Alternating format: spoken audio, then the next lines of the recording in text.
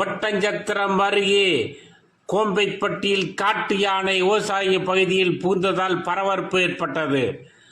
திண்டுக்கல் மாவட்டம் ஒட்டஞ்சத்திரம் அருகே உள்ள மேற்கு தொடர்ச்சி மலைப்பகுதியில் இருந்து கோம்பைப்பட்டி பகுதியில் தண்ணீர் மற்றும் உணவு தேடி காட்டு யானைகள் வருவது வழக்கம்.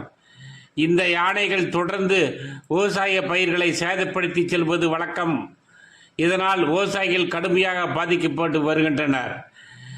இந்நிலையில் இன்று பட்டப்பகலில் காலை ஒரு காட்டு யானை உணவு தேடி கோம்பைப்பட்டி கிராமத்திற்கு வேலுச்சாமி தோட்டத்தில் புகுந்தது. இதை பார்த்து அக்கம் பக்கம் இருந்த விவசாயிகள் சேர்ந்து சத்தம் போட்டு விரட்டினார்கள். ஆனால் யானை அங்கிருந்து செல்லவில்லை.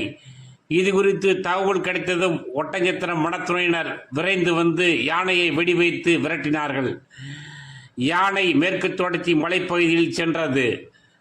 கோம்பைப்பட்டி பகுதியில் தினந்தோறும் மாலை 7 மணிக்கு மேல் யானை விவசாய பகுதியில் நடமாட்டம் உள்ளதால் இப்பகுதி விவசாயிகள் அச்சமடைந்துள்ளனர்.